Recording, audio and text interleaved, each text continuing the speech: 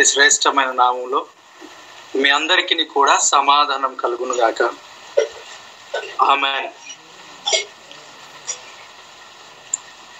గడిచిన కాలం అంతయు దేవుడు కాచి కాపాడి ఆయన యొక్క మహా కనికరము చేత కృపతో ప్రభు మనల్ని దాచి కాపాడి నడిపిస్తున్నాడు. దాన్ని బట్టి దేవునికి స్తోత్రం. ఈ రాత్రికాల సమయంలో దేవుని వాక్యాన్ని మనము ధ్యానిస్తాం. ఎన్నో గొప్ప కార్యాలను ప్రభు మన పట్ల జరిగించాడు. ఎన్నో ఆశ్చర్యమైన కార్యాలను ప్రభు మన పట్ల జరిగిస్తూ ఉన్నాడు. ఈ దినం మీ ఎదుట వాక్యం పంచుకోవడానికి దేవుడిచ్చిన ఈ మహాకృపను బట్టి దేవునికి స్తోత్రం కలుగును గాక. ఆమేన్.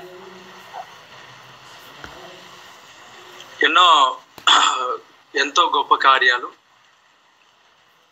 ఆయన మన పట్ల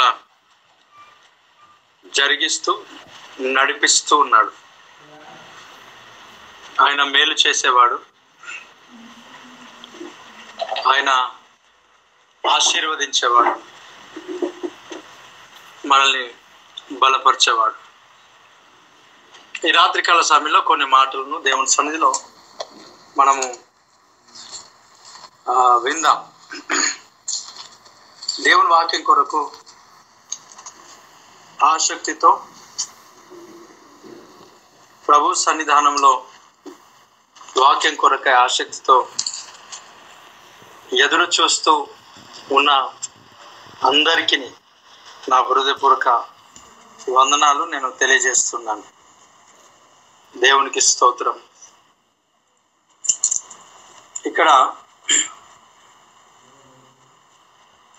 దేవుని యొక్క సన్నిధిలో మనము ఆయన సన్నిధిలో గడపడం చాలా శ్రేష్టమైంది, చాలా ఆనందకరమైంది, దీవెనకరమైంది. మనకు ఈ లోకంలో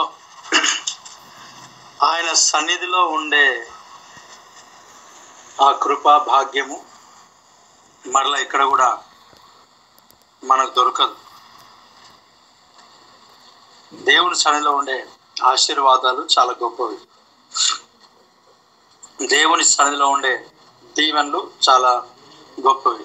వాక్యం చెప్తున్నాడు, ఆయన సన్నిధిలో సంపూర్ణ సంతోషము కలదు అని చెప్తున్నాడు. కాబట్టి దేవుని సన్నిధిలో ఆనందం ఉంది, సంతోషము, సమాధానము దేవుడు తన యొక్క సన్నిధానంలో మనకు ఉంచాడు. ఈ రాత్రికాల సమయంలో దేవుని యొక్క సన్నిధిలో మనం ఉన్నాం కనుక మనకి ఆ సంతోషములు, సంతోష సమాధానములు దేవుడు మనకి ఇస్తాడు. అనేక సందర్భాల్లో మీకు తెలియజేసిన మాటలే, అనేక సందర్భాల్లో మనం చదివిన విషయాలే మరలా దేవుడు మనకు ధ్యానించడానికి అవకాశాన్ని ఇస్తున్నాడు. దేవుని వాక్యాన్ని మనం ఎన్ని సందర్భాలు మనం ధ్యానించినా ఎలాంటి మనకి ఇబ్బందికరంగా అనిపించదు. చాలా ఆశీర్వాదకరమైనది.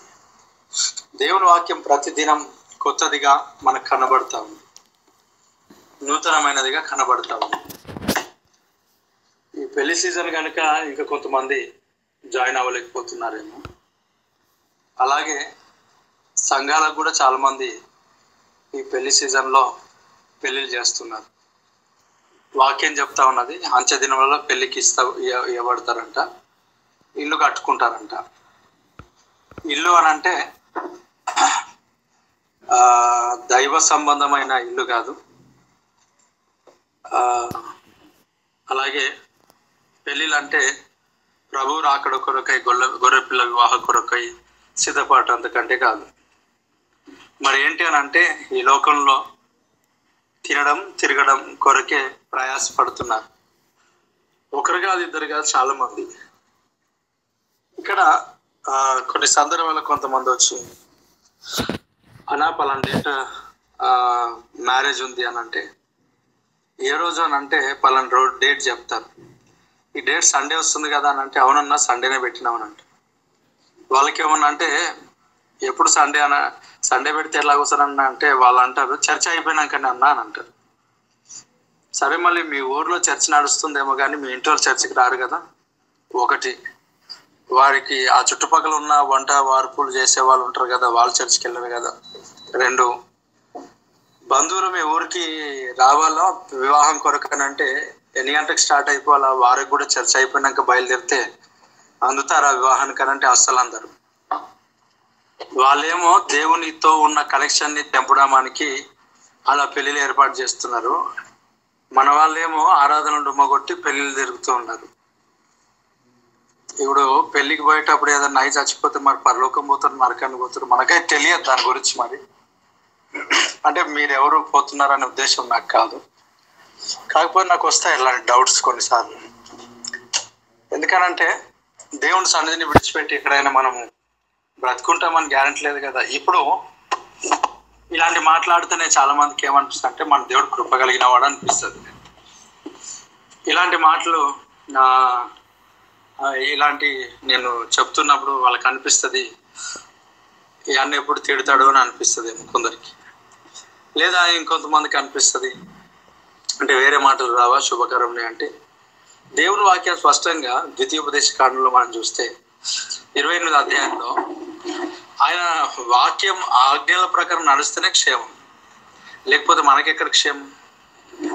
ఒకరు ప్రార్థన చేస్తున్నారు, ప్రభు మేము ఏదైతే వెళ్ళడం అయితే వెళ్తున్నాం నాయన, మేము ఇంకా క్షమించుకో నువ్వు, ఎందుకంటే తప్పు ఒప్పు మేము చేసేస్తున్నాం, నువ్వు దేవుడు మేము బిడలము, ఇంకా మనం క్షమించు అని ఒక ఆమె ప్రార్థన చేస్తుంది.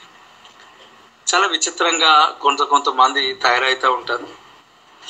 ఎక్కడ లేని ప్రేమ ఆప్యాయతలన్నీ పెళ్లి దినాల్లోనే కనబడుతూ ఉంటాయి. ఆదివారం అనేది కూడా చూడరు, సంఘము ఆరాధన అనేది కూడా చూడరు, పెళ్ళిళ్ళు తిరుగుతారు. ఎందుకనంటే మెయిన్ అసలు వాళ్ళు ఎప్పుడో ఏదో పెళ్ళికి వాళ్ళు ఇచ్చి వెళ్ళి ఉంటారు. ఇప్పుడు వీళ్ళు కూడా రిటర్న్ ఇవ్వడానికి వెళ్తారు కొంతమంది పెళ్ళికి. ఇంకొంతమంది ఎందుకు వెళ్తారని అంటే, ఇప్పుడు ఏమన్నా పెడితే మళ్ళా మన పిల్లల పెళ్ళిళ్ళు వచ్చేసరికి ఆ రేట్ పెరుగుతుంది కదా, మనకు కొంచెం ప్లస్ పాయింట్ అవుతుందని మరలా కొంతమంది వెళ్తారు. ఇంకొంతమంది ఏమో ఊరికే చర్చికి ఏం వెళ్దాం బోర్ కొడుతుందని చెప్పి తిరగడానికి వెళ్తారు. ఇప్పుడు పెళ్ళిళ్ళు అయిన తర్వాత పెళ్ళిళ్ళ కొరకు పెళ్ళిళ్ళను చూసుకొని సేవకులు సంఘాలను పరిచర్లను విడిచిపెట్టి టూర్లు కూడా తిరుగుతున్నారు. అదేమి సంఘాలను విడిచిపెట్టి కొత్త పెళ్లి కొడుకు కూతురుతో తిరుగుతూ ఉన్నారు టూర్స్.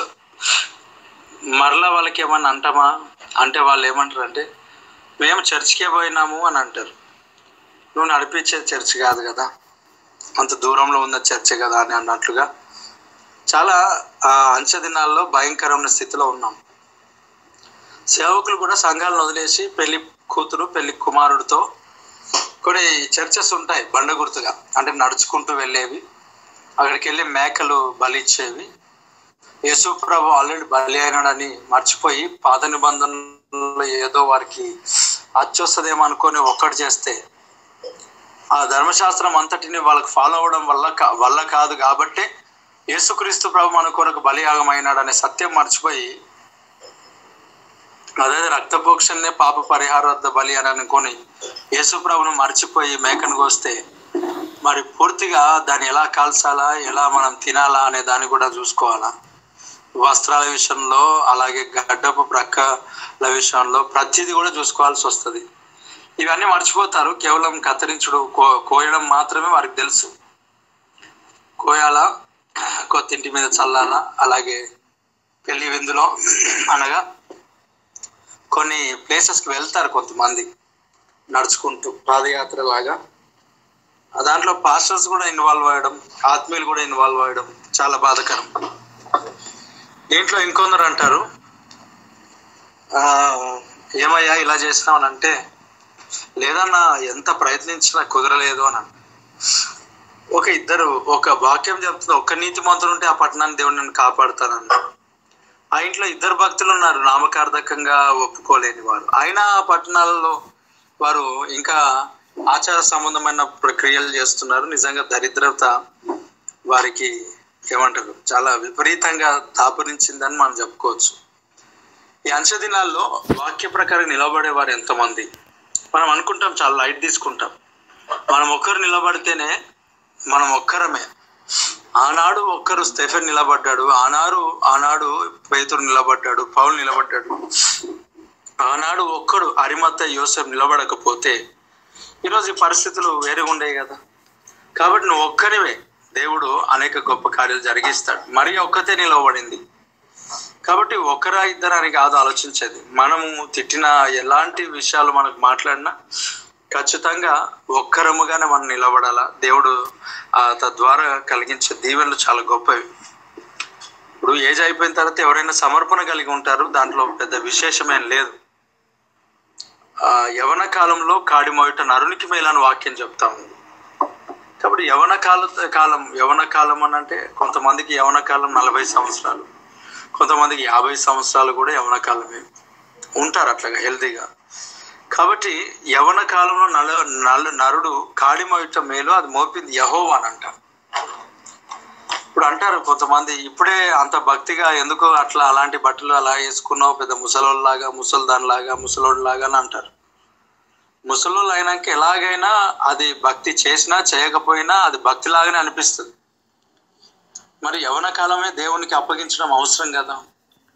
ఈ రాత్రికాల సమయంలో ఇక్కడ ఎంతో మంది యవన బిడలు ఉంటుండగా నీ యవన జీవితం దేవునికి అప్పగించడానికి నీకు ఇష్టమేనా?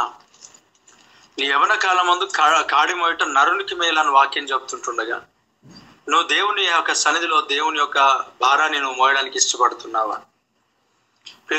యవన కాలంలో నరునికి కాడి మోయట మేలంట, అది మోపింది యెహోవాయే. ఆ కాడి ఎలాంటిదని అంటే భారమైంది కాదంట, సులువుగా తేలికగా ఉండేదంట. కాబట్టి నువ్వు ఈ రాత్రికాల సమయంలో ఎలాంటి కాడి నువ్వు మోస్తావు? నువ్వు వాక్యంలో మత్తయి సువార్త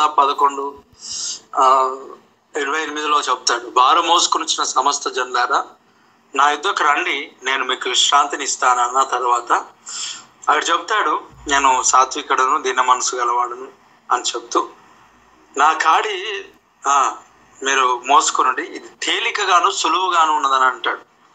కాబట్టి ఆ విలాప వాక్యంలో యవన కాలంలో నరునికి కాడి మోయటం మేలంట, కాడి మోయడం ఆశీర్వాదం. కాబట్టి ఏ కాడి? సులువైన కాడి, సులభముగా ఉన్న కాడి, క్షేమకరమైన కాడి, అది తేలికగా ఉన్న కాడి, భారమైంది కాదంట. దేవుడు మోసే కాడి చాలా తేలికగా ఉన్నదంట. అంటే ఈ రాత్రికాల సమయంలో ఈ యొక్క గూగుల్ మీట్లో జాయిన్ అయిన ప్రతి ఒక్కరి మీద భుజముల మీద ఏం పెట్టాడు ప్రభు అని అంటే రాజ్యభారం పెట్టాడు. దేవుని యొక్క రాజ్యభారం, పరలోక రాజ్యభారాన్ని భుజం పైన మోపాడు, యవన బిడల పైన మోపాడు. అయితే చాలా మంది యవనస్తులు, చాలా మంది దేవుని బిడ్డలు ఆ కాడిని పక్కన నెట్టేసి వారు పరిగెడుతున్నారు. ఎందుకంటే ఆ సులువైందే వారికి ఎలాగ అనిపిస్తుంది? భారంగా అనిపిస్తుంది. వాస్తవానికి లోక సంబంధమైన వ్యక్తులకు అది భారంగానే అనిపిస్తుంది. ఒక నిమిషం అనిపిస్తుంది. ఎందుకు భారంగా అనిపిస్తుంది అంటే ఇప్పుడు భారం అనిపించటి ఏమో ఈజీగా అనిపిస్తాయి, ఈజీగా అనిపించటి ఏమో భారంగా అనిపిస్తుంది. అందుకే అపోస్తలులను చూసి అక్కడున్న ప్రజలు అంటున్నారు, భూమిని తలక్రిందులుగా చేసేవారు ఇక్కడ కూడా తగలబడ్డారు అన్నట్టుగా. అంటే భూమిని తలక్రిందులుగా చేయడం అంటే అర్థం ఏంటి? ఉన్న భూమిని, అంటే స్ట్రైట్గా ఉన్న భూమిని, సరిగ్గా ఉన్న భూమిని అంట తలక్రిందులుగా మార్చమనంట, అంటే రివర్స్ చేయడం. అంటే వారు ఏమనుకుంటున్నారు, వారు ఏం ఆలోచన చేస్తున్నారు అని అంటే, ఇప్పుడు లోకం బాగుంది, సువార్త చేత తలక్రిందులుగా మార్చేస్తున్నారు వీరు. అంటే ఎలా తలక్రిందులుగా మారుస్తున్నారు వాళ్ళు? అయితే తలక్రిందులు ఒకటి, ఇప్పుడు వాళ్ళు సువార్తను ప్రకటిస్తున్నప్పుడు లోకంలో అందరు ఎలాగున్నారు అంటే లోక సంబంధమైన ఆనందంలో మునిగి తేలుతా ఉన్నారు, పాపంలో మునిగి తేలుతా ఉన్నారు. ఇప్పుడు ఇదంతా లోకస్తుల కామన్ అన్నమాట, పాపం చేయడం ఇదంతా కామన్. ఇప్పుడు మద్యపానం తాగడం కామన్. ఒకరోజు ఒక ఆయన ఒకరికి అన్నాడు, పాన్ షాప్ దగ్గర తీసుకెళ్ళాడు ఒక ఆయన వాళ్ళ అల్లుడికి. పాన్ షాప్ దగ్గర తీసుకెళ్ళి ఆయన నాకు చెప్పాడు అనమాట, తీసుకోవాలడా, ఏం తీసుకుంటావు తీసుకోనంటే ఈయన అన్నాడు, ఏమొద్దు మామ,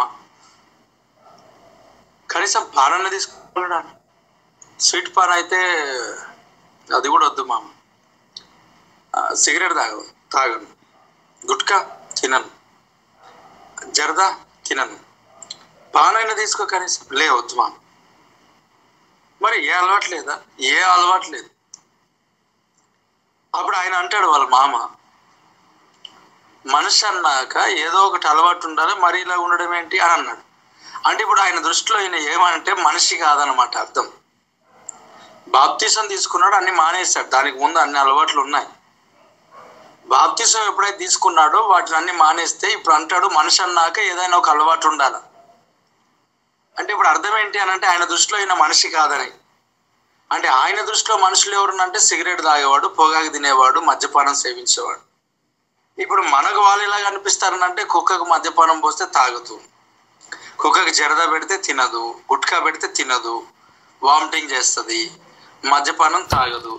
అంటే మనకు వాళ్ళు జంతువులాగా మనకు కనిపిస్తున్నారు, వాళ్ళకేమో మనం జంతువులుగా కనిపిస్తున్నాం. అసలు ఫ్యాక్ట్ ఏందనంటే మనది ఫ్యాక్ట్, వారికి వాళ్ళది ఫ్యాక్ట్.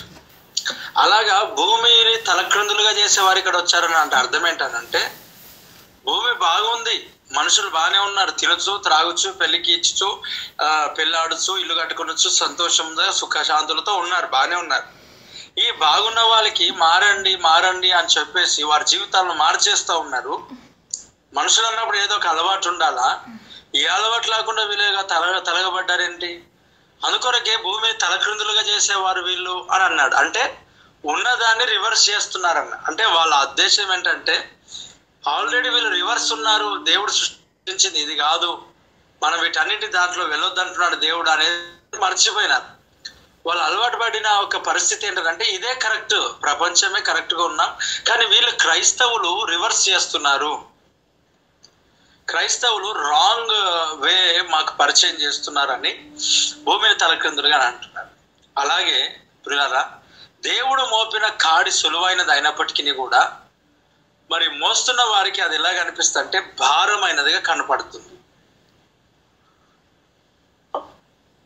ఎందుకు భారమైనది కనబడుతుంది అని అంటే ఏ దాంట్లోనైనా ఏ విశ్వాసంలోనే చూసుకోవచ్చు అనేయచ్చు అనమాట. వారు ఎక్కడెళ్ళి అయినా ఆరాధన చేసుకోవచ్చు, ఏమైనా తాగైనా ఆరాధన చేసుకో, తిరిగైనా ఆరాధన చేసుకో. సకల పాపములకు అన్నిటికీ కూడా పర్మిషన్స్ అనేటివి కొన్ని వారి విశ్వాసాల్లో ఉంటాయి.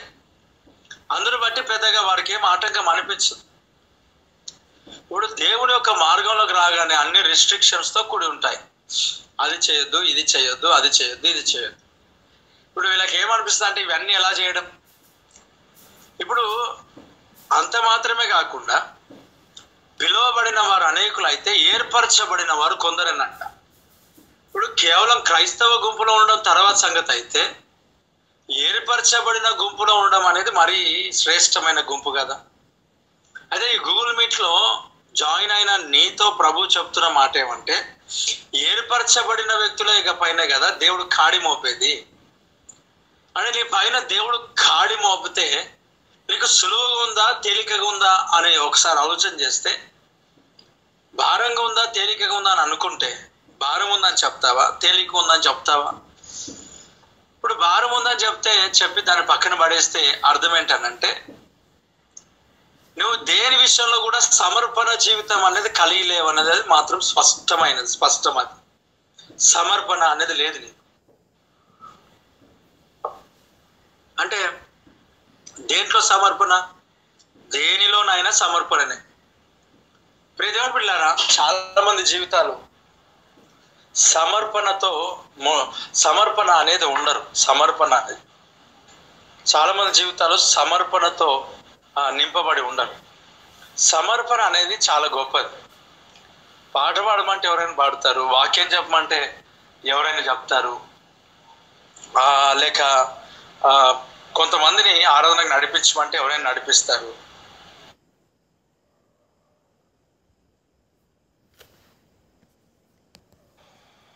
ఇప్పుడు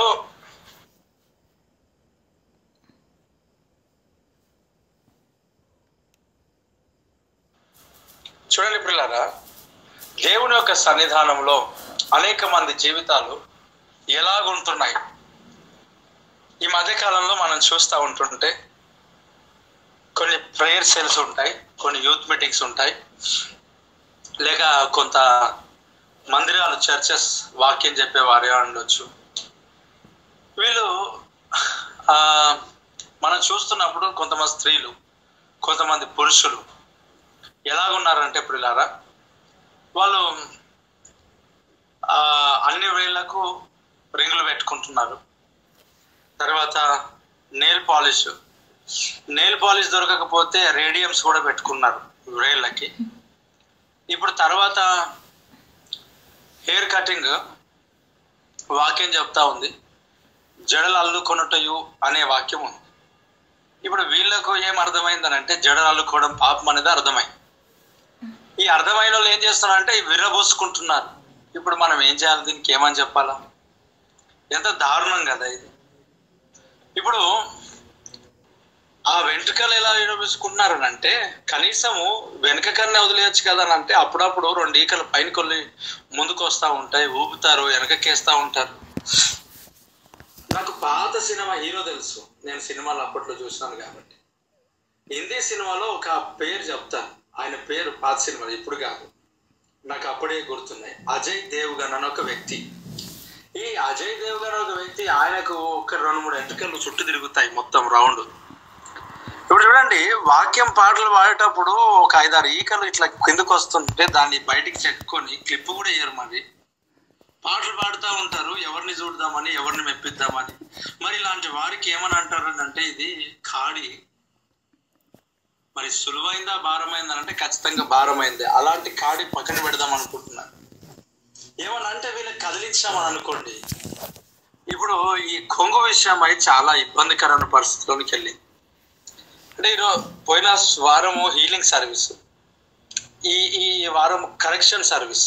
దేవుడికి స్తోత్రం. కలెక్షన్ కాదు, కరెక్షన్.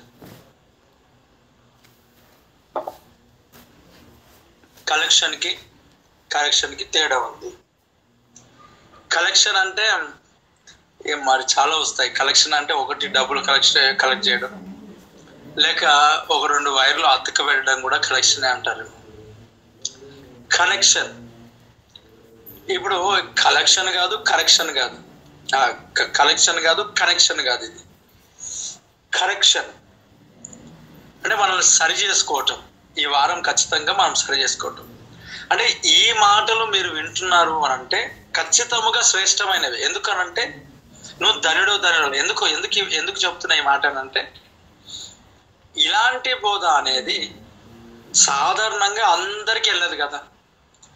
ఇప్పుడు సంఘంలో నార్మల్గా వచ్చే విశ్వాసులకు ఏం చెప్పాలా? యేసుప్రభు దేవుడు అని చెప్తాం. యేసుప్రభు రక్షకుడు, పాపంలో పడున్నావు దా, యేసుప్రభు నిన్ను రక్షిస్తాడు, క్షమిస్తాడు, పరలోక రాజ్యాన్ని చేరుస్తాడు. ఇది సువార్త. మరి అది దాటి ఇక్కడ ఇలాంటి పరిధిలో ఇలాగ వస్తాయంటే ఇది ఎవరు చెప్తారు? ఈ సబ్జెక్ట్ ఎవరికి, ఈ మాటలు ఎవరికని అంటే పరిచర్యలో వాడబడతారు చూడండి వారికి. అంటే అర్థం ఏంటి? దేవుడు నేను ఎలా చూస్తున్నాడు అని అనుకుంటే, నేను దేవుడు ఒక ఏర్పరచబడిన గుంపుగా దేవుడు చూస్తున్నాను. ఇది క్లియర్. ఇంకా అంటే నువ్వు ఎంత శ్రేష్టమైన మాటలు వింటున్నావు ఒకసారి ఆలోచన చేసుకో. మరి దేవుడు నాకు ఒక్కొక్కసారి ఒక్కొక్కలాగా నడిపిస్తాడు, నాకే అర్థం కాదు. అప్పుడప్పుడు నేను ఎందుకు ఇట్లా మాట్లాడతాను నాకు తెలియదు. నేను మార్చుకొని మాట్లాడదామంటే నా వల్ల కాదు. మరి ఒక్కోసారి ఒక్కొక్కలాగా ప్రభువు నడిపిస్తాడు, ఆయన పైన ఆధారపడినాడు ఖచ్చితంగా. ఇప్పుడు ఈ గూగుల్ మీట్లో ఉన్న వాళ్ళు ప్రతి ఒక్కరూ వాడబడతారనడానికి ఇదే నిదర్శనం అని నేను చెప్తాను. ఎందుకనంటే ఇలాంటి శ్రేష్టమైన మాటలు వాడబడకపోతే ఎందుకు ఇవ్వబడతాయి? నువ్వు పాలదాయ వయసులో ఉంటే పాలే కదా పోయాల్సింది. బలమైన విషయాలు నువ్వు తెలుసుకున్నావు అంటే ఖచ్చితంగా దేవుని పని నీకు రాబోయే కాలంలో చేయవలసి ఉన్నదని అర్థం. దాంట్లో ఏ సందేహం లేదు. నువ్వు పెద్దగా ప్రవీణంలాగా స్టేజ్ చేసి ముందుకు సాగలేవేమో, కానీ ప్రవీణన లాంటి వారు నీ ప్రార్థన ద్వారా నీ ప్రవర్తన ద్వారా సరిచేయబడి లేక ప్రవీణన లాంటి వారు తయారవుతారేమో, అది ఉండొచ్చు నీ పరిధిలో. ఇప్పుడు బెన్నిహిన్ గారు ఉన్నారు, అలాగే బిల్లీ గ్రహం గారు ఉన్నారు, డిఎల్ మోడీ గారు ఉన్నారు. మన ప్రాంతంలో తెలంగాణ ఆంధ్రప్రదేశ్లో చాలా మంది దైవజనులు ఉన్నారు. ఈ దైవజనులందరూ కూడా గొప్ప గొప్ప స్థానానికి వెళ్ళినారు కదా. మరి వీళ్ళు గొప్ప గొప్ప స్థానానికి రావడానికి గల కారణమైన వాళ్ళు కొందరు ఉన్నారు. వాళ్ళు ఎవరికైనా తెలుసా? చాలా దాదాపుగా చాలా మంది తెలియదు. ఇప్పుడు అలాంటి గొప్ప గొప్ప దైవజనులు గొప్ప గొప్ప స్థానంలోకి వెళ్ళాలంటే ఇలాంటి సమర్పించుకున్న వాళ్ళు పేరు ప్రఖ్యాత లేకుండా అలా మరుగైపోయి ఉన్న దగ్గర సాక్ష్యాన్ని కాపాడుకుంటూ నడిచే వాళ్ళ జీవితాల ద్వారానే జరుగుతుంది. అది అద్భుతం. కాబట్టి నువ్వు ఏ లిస్టులో ఉన్నావు తర్వాత సంగతి, కానీ ఈ లిస్టులో అయితే ఖచ్చితంగా ఉంటావు అనేది మాత్రం నాకు తెలుసు. ఏ లిస్టులో ఉన్నావో తర్వాత సంగతి, ఈ లిస్ట్ అయితే కన్ఫర్మ్. ఏ లిస్టు? గొప్ప గొప్ప దైవ సేవకులను సేవకురాలను సిద్ధపరిచే ఒక లిస్టు. అనగా నువ్వు సిద్ధపరచాల్సిన అవసరం ఏం లేదు. విన్న వాక్యాన్ని చేతపట్టుకుని నడిస్తే సరిపోయింది. చూసినోడు సిద్ధపడతాడు అంతే. యేసునామములో ఆమేన్. 100% అది జరుగుతుంది. ఇక్కడ చూడండి, ఇప్పుడు ఈ ఆరాధన చేస్తారు, ఈ స్టేజ్ మీద నిలబడతారు, ట్రిప్ కనబడదు, వాళ్ళకి రబ్బర్ బ్యాండ్ దొరకదు పాపము. మరి అది ఏంటో మనకు తెలియదు, కానీ బలా సౌందర్యములు యేసయ్య దగ్గర ఉన్నాయంట. బలా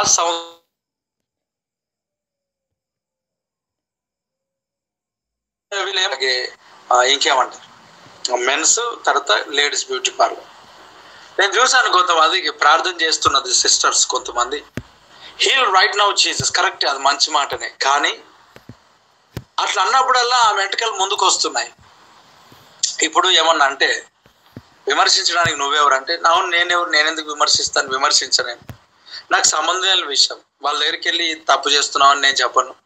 ఒకవేళ దేవుడు ప్రేరేపిస్తే ఇలాగే చెప్తున్నా, నాకు సంబంధం లేదు. తర్వాత సంగతి అది ఇప్పటి వరకు అది జరగలేదు కాబట్టి నేను చెప్పలేను.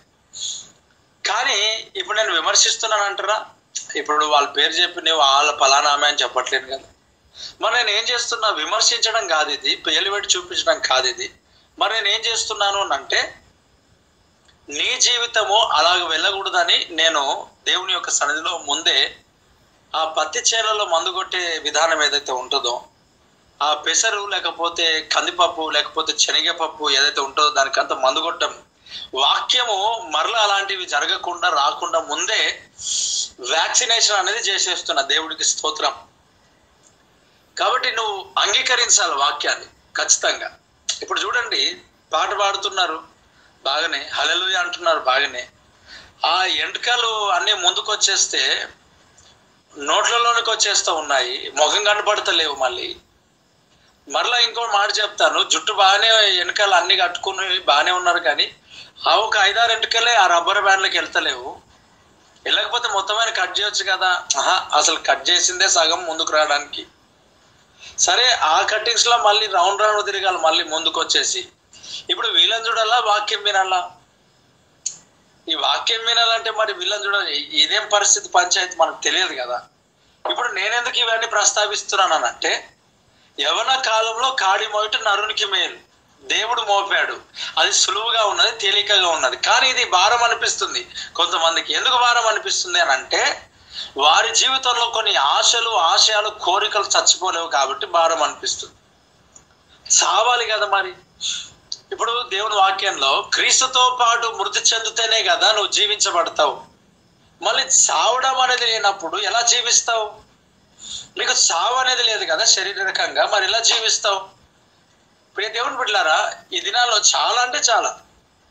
ఇప్పుడు నాకు కూడా ఒక ఆశ ఉంది. ఎగ్జాంపుల్ చెప్తున్నాను. నాకు కూడా జీన్స్ ప్యాంట్ టీషర్ట్ వేసుకొని వాక్యం చెప్పాలని ఆశ ఉంది. చెప్తే పాపమా? ఒకసారి ఆలోచన. కాదు కదా. నేనేమో నరకానికి వెళ్తానా? జీన్స్ ప్యాంట్ టీషర్ట్ వేసుకొని వాక్యం చెప్తే నరకానికి వెళ్తానా? పోను. నాకు విశ్వాసం ఉంది. పోనీ నేను జీన్స్ ప్యాంట్ వేసుకొని ఇప్పుడు జీన్స్ ప్యాంట్ కాదు, కొందరు షార్ట్ స్లీవ్లెస్ వేసుకుంటున్నారు కదా, అలా వేసుకొని వాక్యం చెప్తే మనం ఏమన్నా నరకానికి వెళ్తాం? అసలు ఎందుకంటే విశ్వాసం కదా. మరి ఎందుకు దీని గురించి ఇంత రాదంతం చేయడం? ఎందుకు? ఏవో ఒకటి వేసుకుంటే అయిపోయింది కదా. స్విమ్మింగ్ డ్రెస్ వేసుకొని పోయి వాక్యం చెప్పినా వినటోడు వింటాడు, పోయేటోడు పోతాడు. మనకెందుకు ఇవన్నీ? ఇలా వెళ్దామని ఒకసారి ఆలోచన చేస్తే, ఇలా వెళ్తే మనం ఒకసారి ముందుకు సాగితే కరెక్టే. దేవుడేం తీర్పు తీర్చాడు. అయినా దేవుడు అంత కఠినుడా? మనం షార్ట్స్ స్లీవ్లెస్ వేసుకొని వాక్యం చెప్తే నరకాన్ని పంపించడానికి? ఆయన చేసిన త్యాగం ఎంత గొప్పది. ఆ ప్రభు అయిన యేసుక్రీస్తు రక్తములో ఆయన మన కొరకు రక్తం కార్చినాడు కదా. ఆ త్యాగము కేవలం మనం స్లీవ్లెస్ మనం షార్ట్స్ వేసుకొని వాక్యం చెప్తే మనల్ని నరకాన్ని పంపిస్తున్నాం. అలాంటిది జరగదు నాకు తెలిసి. మరి జరగదు కాబట్టి మనం ఎట్లా అంటే అలా చేద్దామా? మనం ఒప్పుకోవచ్చా? అది రాంగ్ బ్రదర్, అట్లా కరెక్ట్ కాదు. నువ్వు నీ పరిధిలో కరెక్ట్ కాదు అనుకుంటున్నావు, కానీ ఫారినర్ కల్చర్, ఫారినర్స్ అందరు అట్లనే వేసుకుంటారు కదా, మరి వాళ్ళకి ఎట్లా చెప్తావు? కరెక్టే కదా. మరి ఒకసారి ఆలోచన చేస్తే మరి వాళ్ళకి అట్లాగా ఉంది, మరి మనకి ఇట్లాగా ఉంది. అయితే మనం ఒకసారి బైబిల్లోకి వస్తే మనకైనా వాళ్ళకైనా వాక్యం ఒకటే కదా. వాక్యం అయితే మారలేదు కదా, కల్చర్ మారినా. సరే, ఇప్పుడు ఏం చేద్దాం? ఇప్పుడు ఎలాగైనా మనం వేసుకొని వాక్యం చెప్తే పరలోక రాజ్యానికి వెళ్ళిపోతామేమో కదా. వెళ్తాం, దాంట్లో తప్పేముంది. మళ్ళీ ఇప్పుడు భోజనం గురించి ఆలోచన చేస్తే యేసు ప్రభు అన్నాడు, నీ సహోదరునికి అడ్డమైనది ఏమైనా ఉంటే ఆ భోజనం కూడా మానేని. నీ భోజనాన్ని బట్టి ఒకటి నశించిపోతే ఎట్లాగా? అంటే ఇక్కడ చూడండి, ఇక్కడ కొన్ని సందర్భాల్లో ఫెయిత్ కాదు మనకు కావాల్సింది, సాక్రిఫైస్ కావాలా. చాలా జాగ్రత్తగా మనం వినాలా. ఇలాంటి వర్తమానాలు నేను 100% నేను చెప్తున్నాను. నేను వినలేదు, నేను గర్వంతో చెప్పట్లే ఈ మాట, నాకెందుకో చెప్పాలనిపించి చెప్పిన. ఇలాంటి ప్రసంగాలు నేను వినలేదు. ఫస్ట్ నేను వినకుండా ఇక్కడ ఉన్న వారికి నేను చెప్తున్నానంటే చాలా నేను ధన్యులు, మీరు ధన్యులు. నేను జ్ఞానవంతులనని చెప్పట్లే, పరిశుద్ధాత్మ దేవుడు నన్ను ప్రేరేపిస్తున్నాడు కాబట్టి ఇక్కడ చెప్తా ఉన్నాడు. మంటి ఘట్టంలో మహిమైశ్వర్యమును దేవుడు పెట్టాడు. ఆ మంటి ఘట్టం మనమే, నేను కూడా ఒక మంటి ఘట్టమే. ఈ ఘట్టంలో పరిశుద్ధాత్మ దేవుడు ఆయన నాలెడ్జ్ వచ్చాడు. ఇప్పుడు వాక్యం స్టార్ట్ అయిపోయేంత వరకు మీకు తెలుసు కదా, అప్పటి నుంచి నేను త్రొక్కులానే ఏం చెప్పాలి నాకే అర్థం కాదు. నేను జ్ఞానవంతున్నా నేను ఎట్లా అనుకుంటా? ఇప్పుడు మీరు విన్నారు కదా స్టార్టింగ్ ట్రబుల్ మొత్తం ఎట్లా ఉందనో, ఏం చెప్పాలో అర్థం కాదు. అందుకే గుంగుగా మాట్లాడినాం. ఏదో ఒకటి మాట్లాడుతుంటుంటే ఆయన వచ్చి దొబ్బుతాడనమాట. నాకు ఇది నాకున్న ఎక్స్పీరియన్స్. ఆ ధైర్యంతో నిలబడ్డాను. ఎప్పటి వరకు ఎప్పుడు ఆయన చెయ్యి వదలలేడు. వదులుతాడనే అపనమ్మకం నాకు లేదు, దేవుని మహాకృపను బట్టి. ఇప్పటివరకు ఆయన వదిలిపెట్టలేడు. కానీ స్టార్టింగ్ ట్రబుల్ అనేది ఒకటి ఉంది. అంటే సిగ్గుపడి కాదు, ఏం చెప్పాలని అర్థం కాదు. వీళ్ళకి ఏం చెప్పాలి ప్రభు? ఈరోజు వాక్యం ప్రార్థన చేసిన రోజు చేస్తూనే ఉంటా. అసలు నా పని అదే కదా. స్పెషల్గా ప్రార్థన చేశాను కరెక్టే, కానీ నా పని ఇది కదా. రాత్రికాలం 2 గంటలకు లేపి వాక్యం చెప్తానంటే, అరే నేను దాని కొరకు ఎందుకు చెప్పా? దేవునికి స్తోత్రం. మరి అలసిపోతే చెప్పా, మరి నిద్ర వస్తే ఇంకా లేవలేని పరిస్థితులు చెప్పలేనేమో, 3-4 రోజులు నిద్ర లేకపోతే పడుకుంటే చెప్పలేనేమో, అనారోగ్య పరిస్థితులు చెప్పలేనేమో, అందుబాటులో లేకపోతే చెప్పలేనేమో. మరి నేను బాగానే ఉన్నప్పుడు రాత్రి 2 గంటలకు మీరు లేపినప్పుడు నేను సిద్ధపడలేను అనే మాట నేను ఎందుకు చెప్తా? అస్సలు చెప్పా. ఖచ్చితంగా నా పని అదే. దేవుడు నాకు పిలిచిందే ఆ పనికి కాబట్టి ఎల్లప్పుడూ నేను సిద్ధపాటు అయి ఉండాలి. సిద్ధపాటు కొరకు ఎల్లప్పుడు నేను దాని కొరకు సిద్ధంగా ఉన్నా, అంతే నేను చెప్తా. కానీ ఏం చెప్పాలో అర్థం కాదు. దేవుడు ఏది ప్రేరేపిస్తాడో తెలియదు అనమాట. నా మైండ్లోకి వచ్చే చాలా వాక్యాలు ఉన్నాయి. ఇప్పుడు ఏం అర్థం కాకపోతే నేను అనుకున్నాను మిక్కుటమైన ఆయాసం గొప్ప నెమ్మది కలగడానికి కారణమైందని చెప్దాం అనుకున్నా. ఏది లేకపోతే ఏదో ఒకటి స్టార్ట్ చేద్దామని.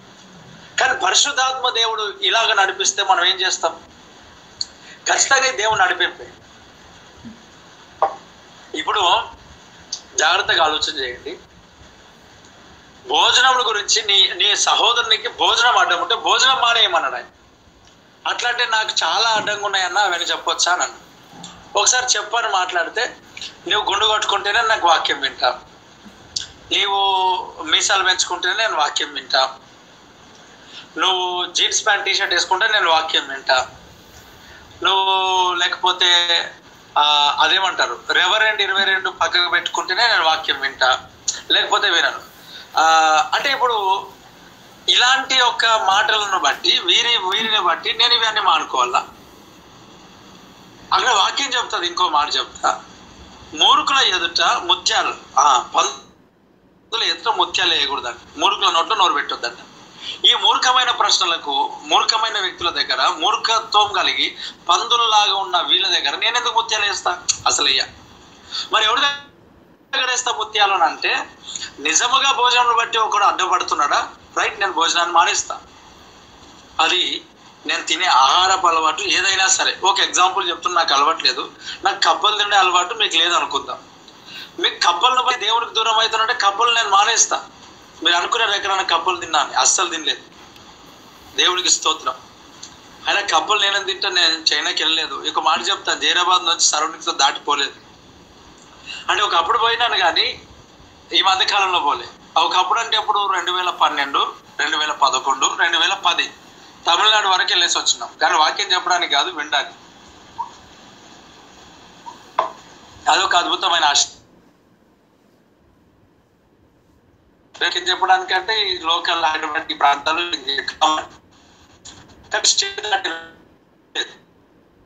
వెళ్ళడానికి నాన్నగారు ఎన్నో సంపదగా పిలుస్తుంటే నేను వెళ్ళలేకపోయినా. ఖచ్చితంగా దివ్య గారు పాట రాసినాడు, ఒక మును చూడని వారి వారి ప్రార్థన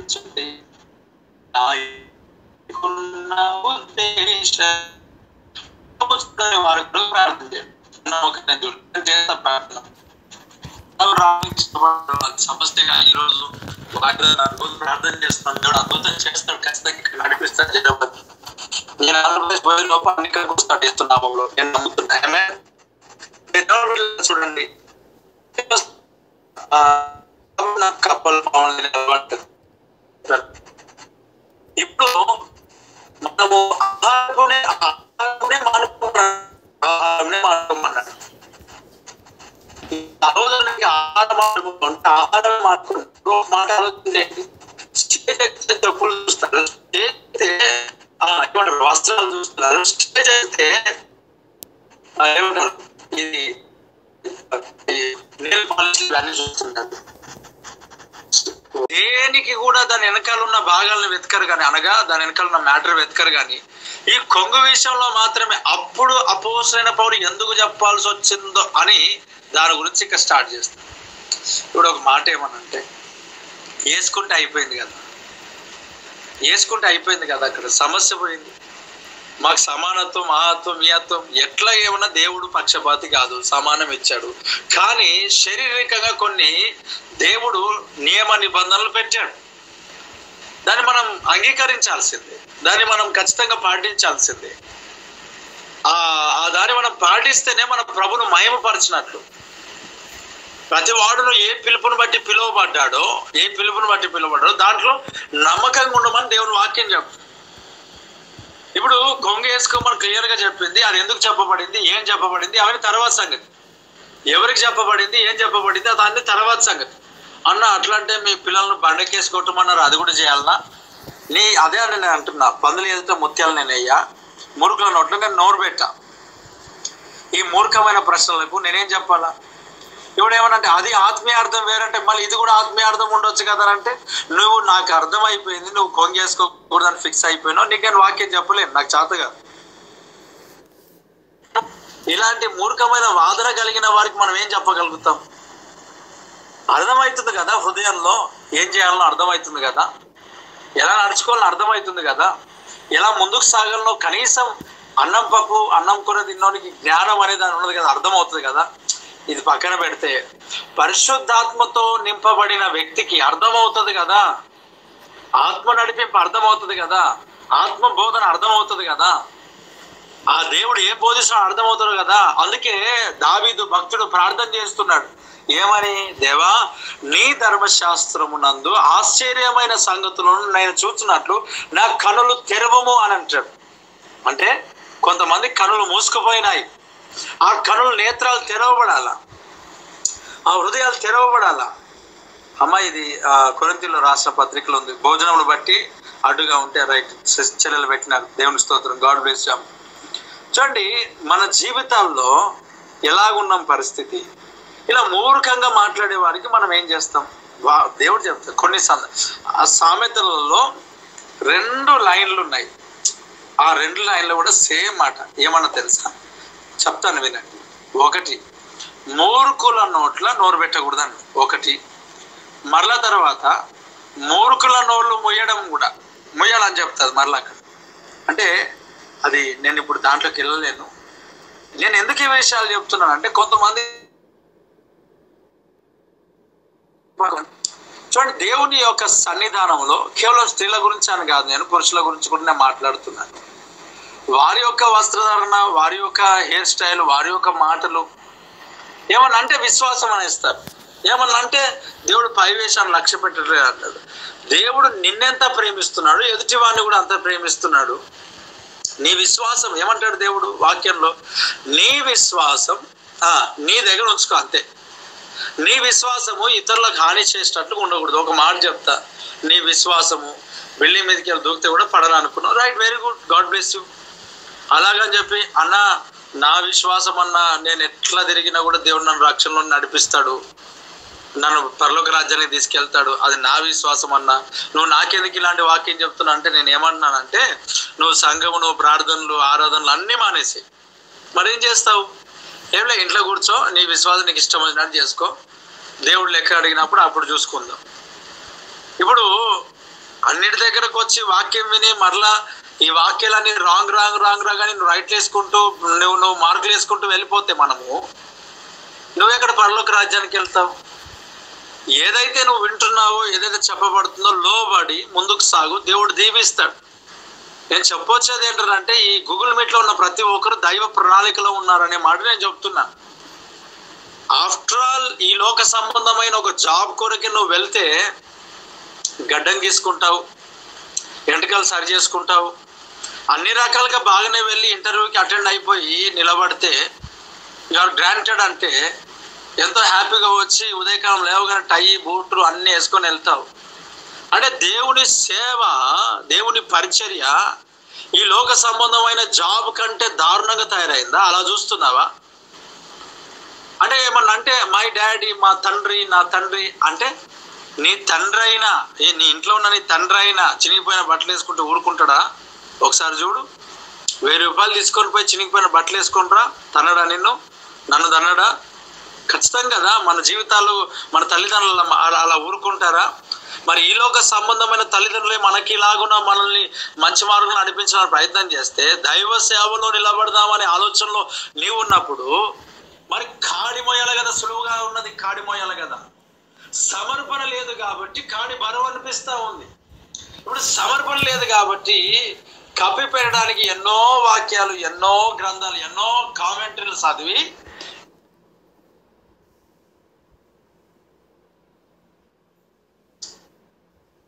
పెట్టుకునేవారు.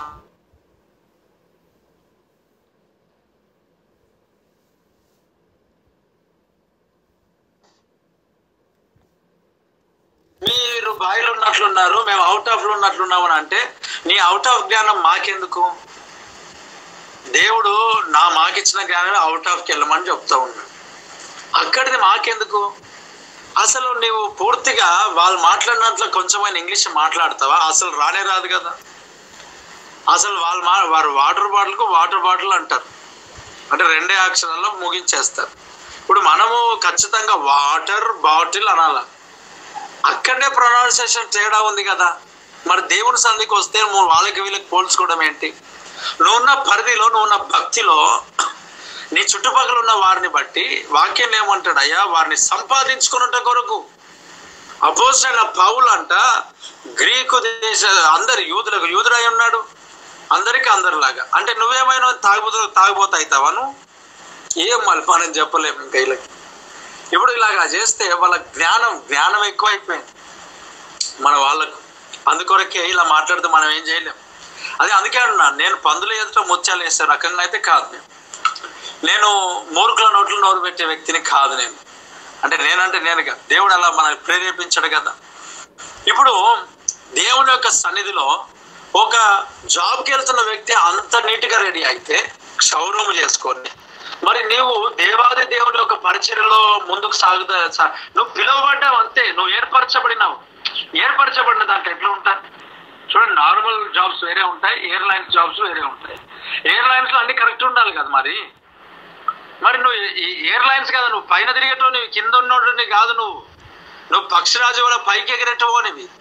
నువ్వు పక్షిరాజు వల్ల పైకి ఎగరదని నీ ఆలోచనని పైన ఉండాలా, కింద కాదు కదా. మరి కింద ఉన్న ఆలోచనలతో నువ్వు సాగుతే ఎలా? దేవుని పిల్లల దేవుడు నీ పైన కాడి మోపాడు. అది భారంగా ఉన్నదాన్ని త్రోసేయడానికి గల కారణం ఏమిటి? ఇప్పుడు మనకు ఇష్టమైన జరిగితేనే మనకి ఇష్టమైన జరగాలి. అంటే వాక్యాన్ని దేనికి చూస్ చేసుకున్నారు అంటే ఇష్టమైనవి, మనకు నచ్చినవి మనము కరెక్షన్ చేసుకోవడానికి కాదు కాదు కాదు. సమర్పణ, సాక్రిఫైస్ అనేది చాలా మంది జీవితంలో లేదు. అందుకే సులువైన కాడి భారముగా అనిపించి వారు వారి ఇష్టం వచ్చినట్టుగా వెళ్ళిపోతున్నారు. మొన్న పెళ్ళికి వెళ్ళినాం, ప్రార్థన చేశా, అయిపోయింది పెళ్ళి. ఒక కొత్త స్కూటీ తీసుకొచ్చాడు సార్, అయ్యగారు ఒక బైక్ తీసుకొచ్చాడు. ఆ బైక్ తీసుకొచ్చిన ఆయన ప్రార్థన చేస్తున్నాడు. ప్రార్థన చేస్తుంటే ఆ చుట్టూ మొత్తం గుండు గీకాడు, పైన మాత్రమే వెంట్రుకలు ఉన్నాయన్నమాట. ఇప్పుడు నేను అన్నాను, అయ్యా ఇట్లా ఎందుకు చేసుకున్నావు అని అంటే ఆయన అంటాడు, మారుస్తాను సార్, తొందరగా తీసేసుకో, కటింగ్ చేసుకో. అయినా నువ్వు ఇంతకుముందు ఇట్లా లేకుండే కదా, ఇంతకుముందు దేంట్లో పని చేసినావు అని అంటే పిజ్జా హట్ అన్నాడు.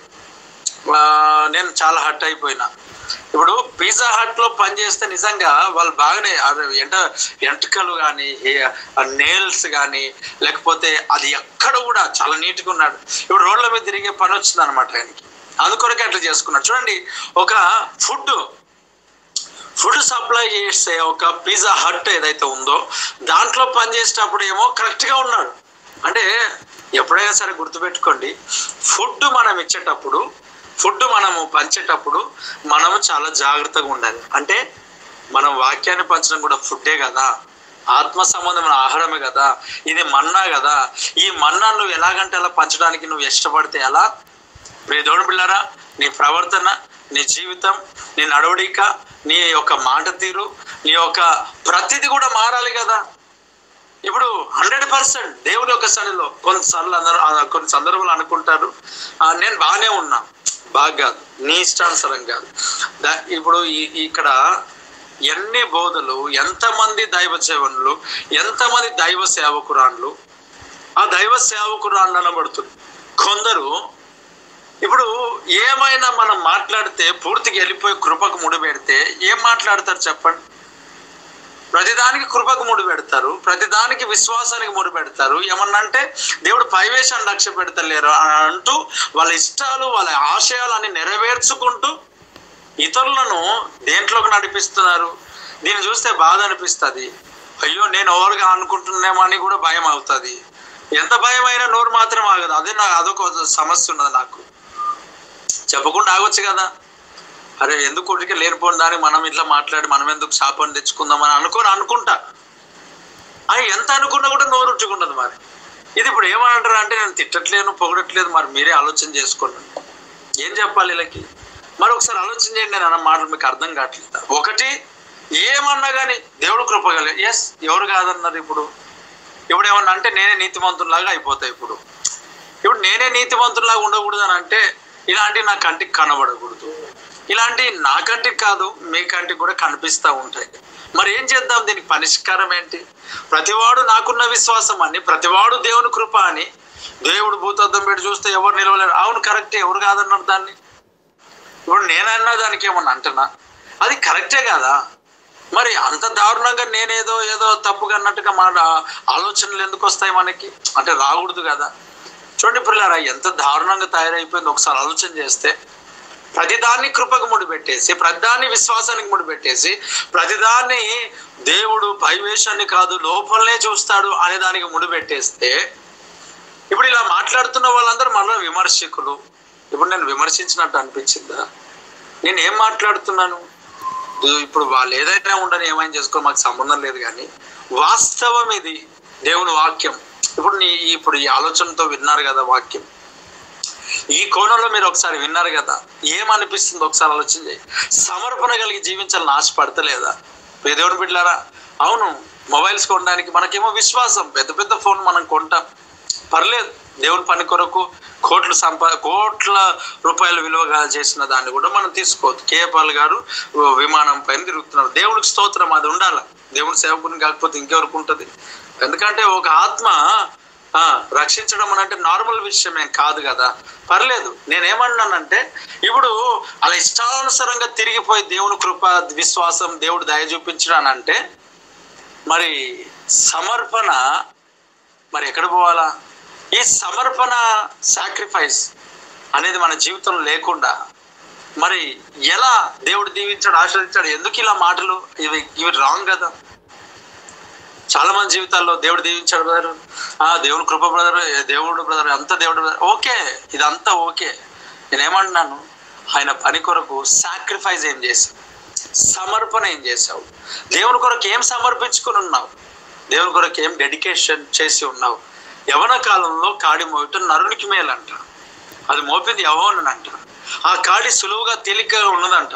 కానీ చాలా మందికి భారంగా ఎందుకు అనిపిస్తుంది అంటే లోక సంబంధమైన ఆశలు వాళ్ళ లోపల పెట్టుకొని దాన్ని మోయలేకపోతున్నారు. ఎవరి మనసు దేవుని పైన ఆనుకుంటుందో వాడిని పూర్ణ శాంతి కలవనే చేస్తాడు. భారం భరించుటకు అతడు నిలవబడిన సంసిద్ధుడుగా నిలబడతాడు. మరి మనకున్న ఆలోచనలు దేనిపైన ఉన్నాయి? మనకున్న తలంపులు దేనిపైన ఉన్నాయి? దేవుని బిడ్డలారా, డబ్బులు మన జేబులో ఉంటే లేనిపోని ఆశలను నెరవేర్చుకోవడానికి మనకు అవకాశం దొరుకుతుంది. ఇప్పుడు ఇలా వాక్యం మనం మాట్లాడితే ఏమంటారు అంటే, ఓ బాగా ఇలా చెప్తే ఎంతమంది జీవిస్తారు? దేవుని బిడ్డలారా, ఇలా చెప్తే సంఘం తక్కువనే ఉంటుంది, విశ్వాసాలు తక్కువనే ఉంటారు. మరి ఏం చెప్పాలా అంటే ఏం లేదు, నువ్వు ఈరోజు దీవించబడుతున్నావు, ఒకటే ప్రసంగం ఎన్ని రోజులు చేయమంటారు? దేవుడు సంపూర్ణతలోనికి సాగిపోమని వాక్యం చెప్తా అన్నాడు. పోయిన వారమే కదా హీలింగ్ సర్వీస్ జరిగింది. మరి ప్రతి వారం కూడా హీలింగ్ సర్వీస్ జరగాల కాదు కదా. ఇది కూడా మనకు అవసరమైంది కదా. సమయం అయిపోయింది. పరిశుద్ధాత్మ దేవుడే నన్ను నడిపించాడు. ఎందుకంటే నాకింత స్థితిలో నేను నడిపించబడ్డాను. నాకు బాగా తెలుసు నా గురించి. మీకు అర్థం కాదేమో నా గురించి, కానీ నాకు బాగా తెలుసు. నేనేమై ఉన్నానో నాకు తెలుసు. కాబట్టి దేవుడే మాట్లాడించాడు. యవన కాలంలో కాడి మోయటం నరునికి మేలు, అది మోపింది యెహోవా. నీ పైన దేవుడు మోపాడు. సమర్పణ చేసుకో, డెడికేషన్తో ఉండు. సులువుగా తేలికగా ఉంది. దేవుని కొరకు ఒక వైరాగ్యము కలిగి, ఒక డెడికేషన్తో, ఒక సమర్పణతో దేవుని కొరకు నిలవబడు. ప్రియ దైవజనమా, ప్రభు నిన్ను వాడుకోబోతున్నాడు. ఆయన పనిలో, పరిచర్లో, గర్వంలో, అహంకారం అన్నిటిని విడిచిపెట్టు. తగ్గింపులోనికి రా. దేవుని సన్నిధిలో ఎలా జీవించాలో నేర్చుకో. ఈరోజు దేవుని యొక్క సన్నిధానంలో ఆడంబరాలుగా మనం ముందుకు సాగి ఇష్టానుసరంగా మనం వెళ్ళి ఇదొక విశ్వాసం, కృప, దేవుడు క్షమిస్తాడు, దేవుడు అలాంటి కాదు. అరే, పాలు తాగే స్థితిలో ఉండకూడదు. నాకు తెలిసి మీరు బలమైన ఆహారం తినే స్థితిలో. ఎవరంటారు ఈ మాటలు? పాలు తాగేవారు అంటారు. అవును, ఇతరులకు ప్రోత్సహించి బలపరచు. నువ్వు అట్లుండద్దు. నువ్వు బలమైన ఆహారం నేను చూసి నడుచుకోవాలా, నేర్చుకోవాలా. మరి సంపూర్ణమైనకు సాగిపోదాం రమ్మని దేని కొరకు చెప్పాడు ప్రభు? ఆ మాట మనకు పట్టదా? ఆ మాట మన తలంపులోనికి రాదా? ఆలోచన మన జీవితంలో రాదా? ఎందుకొరకు మనం ఇలాగ ఆలోచన చేస్తున్నాం? ఎందుకొరకు మనం ఇంకా అదే స్థితిలో మనం వెతుకులాడుతూ ఉన్నాం? ప్రియ దైవజనమా, మనం సరిగ్గా లేమేమో, ఒకసారి మనం సరి చేసుకోవాలేమో, ఒకసారి మనల్ని చూసుకోవాలేమో, ఒకసారి మనల్ని మనం ఒకసారి సరి చేసుకోవాల్సిన అవసరత మనకి ఎంతైనా ఉన్నదేమో ఆలోచన చేయ. ప్రియ దేవుని బిడ్డలారా, భయంకరమైన దినాల్లో మనం ఉన్నాం, భయంకరమైన స్థితులలో మనం ఉన్నాం. ప్రతిదాన్ని ఏదేదో దానికి మనం ముడిపెట్టేస్తున్నాం. కానీ సమర్పణ, వైరాగ్యం, దేవుని సన్నిధిలో ఈ సిద్ధపాటు, వీటన్నిటిని ఎన్నో రకాలైన ప్రభు సన్నిధిలో మర్చిపోయి ఉన్నాం కదా. ప్రభు కొరకు సమర్పించుకోవడం అనేది మనకు అవసరమైనది. రూత్, ఎస్తరు, హేగే అలంకరణ కాక వేరేది కోరలేదంట, సమర్పించుకొని ఉందామె. పూర్తిగా డెడికేషన్. దానియేలు డెడికేషన్ చేసుకొని ఉన్నాడు. డెడికేషన్ అనేది చాలా ఇంపార్టెన్స్ కదా, చాలా గొప్పది కదా. నీ జీవితంలో ఈ రాత్రి ఏం సమర్పించుకొని ఉన్నావు దేవుని కొరకు? మనం యేసు ప్రభు పుట్టుక గురించి మనం మాట్లాడితే, యేసు ప్రభు యొక్క పుట్టుక క్రిస్మస్ దినాలు వెళ్తే ఆ సమర్పణ గురించి విని విని కొంతమంది చెవులు రక్తలు గారుండొచ్చు, కానీ వాళ్ళు మారలేరు కదా. అంతటి ప్రసంగాలు, బంగారము, సామ్రాణి, బోలం. ప్రసంగాలు వినకపోయినా క్రిస్మస్ సీజన్ వచ్చిందని అంటే బంగారము, సామ్రాణి, బోలం అన్నయ్య, బాగుగానే వారు యేసుకిచ్చిన అన్నయ్య అని విని విని విని అరిగిపోయి ఉంటాం కదా. మరి మనమేమిచ్చాం ప్రభువునకు? దేవుని బిడ్డలారా, కాడి మోయటం మేలంట. నువ్వు మోస్తున్నావా? మోయి. అనే అందరిలాగా నీ జీవితం నా జీవితం ఉండకూడదు. మనం ప్రత్యేకమైన వారం, మనం ప్రత్యేకింపబడిన వారం, దేవుడు మనల్ని ప్రత్యేకించుకున్న వారముగా మనం ఉన్నాం. ప్రభుని దీవించాడు రాత్రి. ప్రభు తన పనిలో పరిచయంలో వాడుకోబోతున్నాడు. అందుకొరకే శ్రేష్టమైన సందేశాలను ప్రభు ఇస్తున్నాడు. ఈ మాటలు నేను చెప్పడానికి సంతోషిస్తున్నా. నా హృదయం మంటతో నేను మాట్లాడుతున్నా, అభిషేకంతో మాట్లాడుతున్నా, దైవ సన్నిధిలో నేను మాట్లాడుతున్నా. ఏదో ఎవరినో ఇబ్బంది పెట్టాలన్న ఉద్దేశం నాకు లేదు, వాస్తవానికి నాకు లేదు. మీ అందరూ కూడా బాగుపడి ప్రభు కొరకు నిలబడాలని ఆశపడుతూ ఉన్నా, దేవుని కొరకు నిలబడాలని ప్రార్థన చేస్తూ ఉన్నా. మీరందరూ కూడా ఒక్కొక్కరు దైవ సేవకులుగా, దేవుని సేవకురాలుగా సిద్ధపడాలని ఆశపడి ప్రార్థన చేస్తున్నా. కానీ ఆశపడే వాళ్ళు ఇలా ఇష్టానుసారంగా మాట్లాడరు కదా. మరి భారంతో మాట్లాడుతున్నా. అర్థం చేసుకొని ప్రభు సన్నిధిలో ముందుకు సాగండి. ప్రభువు నీ జీవితాన్ని రాత్రి దర్శించాడు. కాడి దేవుడే మోసాడు. సమర్పించుకో. మోయు. తేలికగా ఉంది, సులువుగా ఉంది. మోయి. మహోన్నతుడా నీకు వందనాలు. ప్రతి బిడ్డల జీవితంలో అద్భుతాలు చేశావు. ఈ రాత్రి నీకు వందనాలు. వాక్యం ఫలించును గాక, వాక్య ప్రకారంగా బిడ్డలు జీవించును గాక. రాధే లేషాదలో రాబా నిలవబడుదురు గాక. ఆశీర్వదిస్తున్నా. నన్ను వాడుకున్నందుకై స్తోత్రం, నిలబెట్టినందుకై స్తోత్రం. వాక్యం ప్రతి బిడ్డ హృదయాల్లో నాటినందుకై స్తోత్రం. ఇన్ జీసస్ నేమ్ నన్ను వాడుకున్నందుకై నీకే మహిమ ఘనత ప్రభావం చెల్లిస్తూ యేసునామములో అనారోగ్యస్తులను దర్శించి స్వస్థపరచుమని ఇన్ జీసస్ నేమ్ యేసునామములో తండ్రి. Amen. Amen. God bless you అందరికీ. ఈ